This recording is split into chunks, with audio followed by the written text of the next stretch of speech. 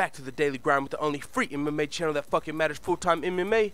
And Ariel Helwani asked Anthony Rumble Johnson Monday on his show how he felt seeing Daniel Cormier walk around the octagon dazed and confused after he got knocked out by Jon Jones, and seeing him cry and all the emotions Daniel Cormier had in the ring, and how he felt about him being interviewed right after being knocked out. This is what Anthony Rumble Johnson had to say, and it actually tells you a lot about Anthony Rumble Johnson. People have called Anthony Rumble Johnson a quitter in the past. They've talked about his tendency of quitting in fights that he doesn't believe he can win. Even his corner screams at him in the fights, "Don't quit, Anthony! Don't give up! Don't give up, damn it!" Like, what? Why are they screaming at you not to quit? And his response here actually helps open your eyes to why Anthony Rumble Johnson quit. So listen to what he had to say. "I had no emotions about Daniel Cormier's loss. It's a fight. I mean, you win or you lose. Daniel is who he is. I don't know what to say, or I don't know what you want me to say. I definitely love his drive. You know, the fight meant a lot to him. He hates to lose. I've never seen a man hate to lose so much." That explains why he's known as a quitter, you would think. He's never seen a man hate to lose so much? Like, who are you training with? That doesn't look good on your camp or your teammates. You've never seen somebody hate to lose as much? I mean, I know a lot of competitors that fucking hate to lose. They'll do anything to win, and they're not even professional. That's just some people's ego. So for you to never have encountered somebody that hates to lose that much is just interesting to me. He went on to say Ninja Rua would cry whenever he won or lost. I guess these guys are just emotional like that, and they put their lives on the line and their heart into it. And when you lose, especially with a rivalry like them two had, it just gets you. It just gets to you.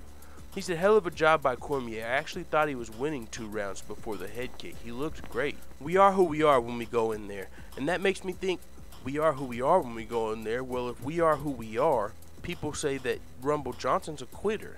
So you go in there versus Jon Jones, what do we expect to happen if we are who we are? He's going to quit versus Jon Jones, right? The only chance Anthony Rumble Johnson has of beating Jon Jones is the knockout, which is what they said about Daniel Cormier. So what's he going to do whenever everyone's expecting him to knock out Jon Jones? Go in there and shoot for a takedown and get submitted? So, I mean, I understand what Rumble Johnson's saying. He's a fresh matchup for Jon Jones, which is why he'll probably get the nod over even Alexander Gustafsson if he decides to fight for the title. If Brock Lesnar doesn't fight Jon Jones, it's probably going to be Anthony Rumble Johnson. But he said in order for him to return, the price has to be right. He said, we're all putting our health at risk when we go in the octagon. I'm putting my health at risk, and I've got things going on for me outside of the octagon. So for me to come back, the price will have to be right. Me and Jon will go in there and bang for sure. I wouldn't mind seeing the fight. I mean, I'm not clamoring for it simply for Rumble Johnson's last performance. He went in there and he disappointed a lot of the fans.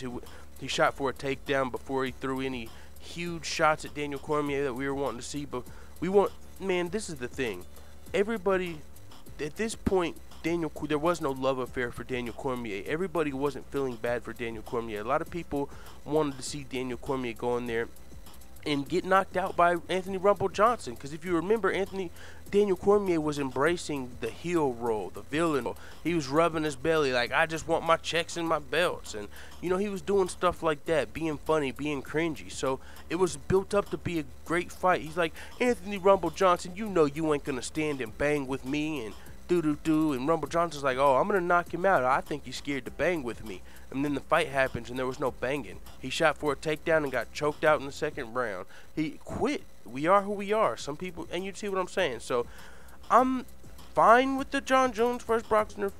I'm fine with that one too, but I'm fine with Jon Jones versus Rumble Johnson. But me personally, I would definitely rather see Jon Jones versus Alexander Gustafsson. The casual fans, the general public, they might vote for Rumble Johnson just to see Rumble Johnson get back into the octagon, and it's a fresh matchup. But I would rather see Alexander Gustafsson, but I'm not the general public or the casual fan, so it is what it is. Let the hitters know what the fuck you think about Anthony Rumble Johnson and what he had to say about Daniel Cormier's emotions, and then what do you think about Anthony Rumble Johnson versus Jon Jones in the comments. It is what it is. Let the hitters know what the fuck you tell me, dude.